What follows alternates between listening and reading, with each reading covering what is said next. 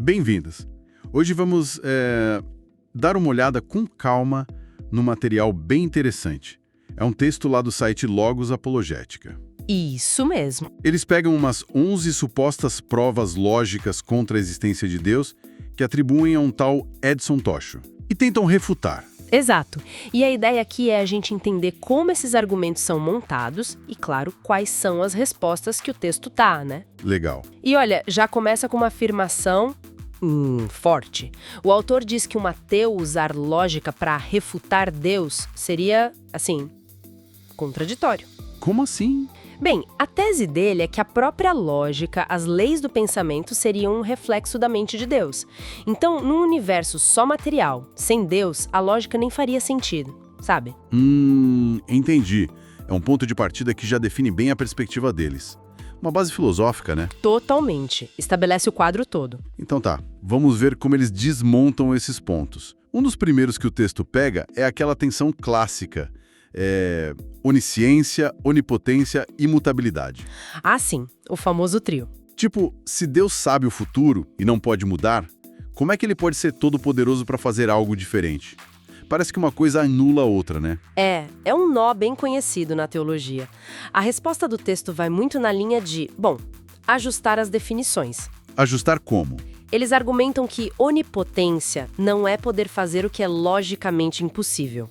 Tipo, Deus não pode criar uma pedra tão pesada que ele mesmo não possa levantar, ou um círculo quadrado. Isso não seria poder, seria absurdo. Certo, onipotência dentro da lógica. Exato. Poder fazer tudo o que é logicamente possível e que esteja de acordo com a natureza dele. E sobre a imutabilidade? Sim, e a imutabilidade com o saber o futuro. Se ele sabe, não muda... Aí eles conectam a imutabilidade mais ao caráter de Deus, aos seus propósitos eternos, do que a uma incapacidade de agir no tempo, sabe? Ah, entendi. Não é que ele esteja congelado. Não. E aí entra até a teologia molinista, que é uma tentativa de explicar isso. A ideia é que Deus conhece o que qualquer criatura com livre-arbítrio escolheria fazer em qualquer situação possível. Mesmo sem determinar a escolha. Isso, ele conhece as escolhas livres. A analogia que usam é de um maestro que conhece a sinfonia inteira antes de reger. Ele sabe tudo, mas isso não tira a beleza ou a dinâmica da execução. Interessante essa analogia. E essa questão do livre-arbítrio leva direto para outro ponto. Talvez o mais difícil, né? O problema do mal. Sem dúvida. Se Deus é bom, todo-poderoso, sabe tudo, por que tanto sofrimento? Como o texto lida com isso? Bom, primeiro ele faz aquela distinção clássica. Mal moral e mal natural. Certo. Guerras, crueldade... Isso. Isso seria o mal moral. Exato. E a explicação para esse é o livre-arbítrio. Argumentam que para existir amor verdadeiro tem que existir liberdade genuína. E a liberdade inclui a possibilidade de escolher o mal. Ok, a consequência da liberdade. Mas e o mal natural? Desastres, doenças, coisas que não parecem culpa nossa. Aí a explicação é um pouco diferente. Ligam isso à necessidade de um universo com leis físicas estáveis, previsíveis. Para a vida existir, precisa dessa ordem. Mas essas leis podem causar desastres. Pois é. Seriam, assim, subprodutos inevitáveis de um sistema ordenado que, no geral, é bom e necessário para nós. Além disso, o texto aponta para a esperança cristã de uma redenção futura e, um ponto importante, que Deus não é indiferente. Como assim? Na visão cristã, Deus participa do sofrimento humano. A cruz seria o símbolo máximo disso.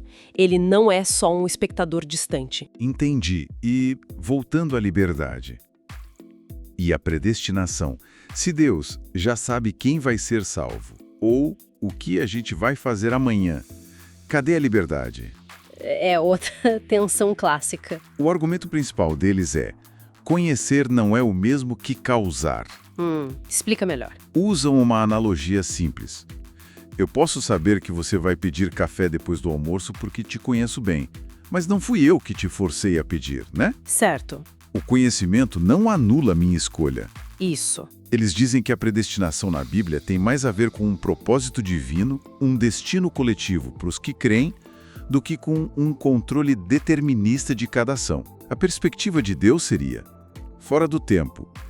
Ele vê tudo, mas não causa tudo. Essa visão transcendente do tempo ajuda a pensar nisso. Bom, e tem um ponto mais prático que o texto aborda. Aquele estudo sobre oração. Ah, sim.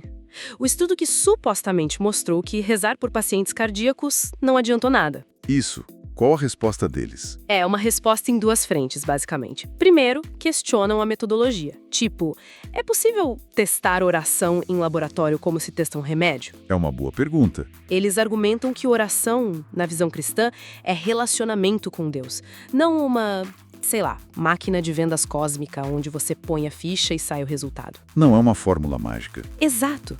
Citam até Jesus dizendo, seja feita a tua vontade.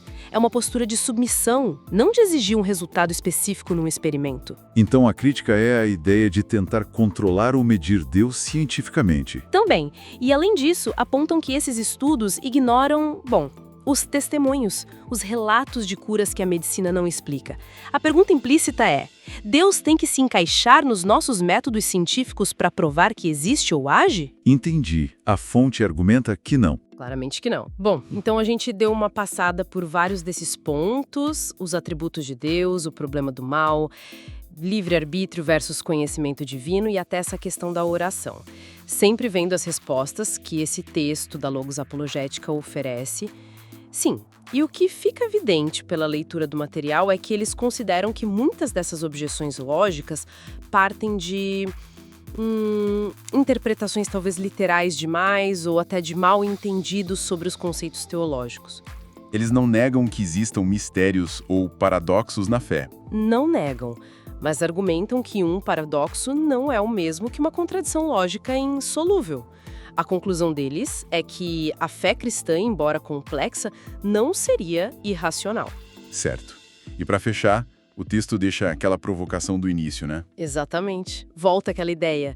Será que a nossa lógica, a lógica humana, limitada como é, consegue mesmo abarcar ou julgar uma realidade que, segundo eles, criou a própria lógica? Fica a reflexão, então.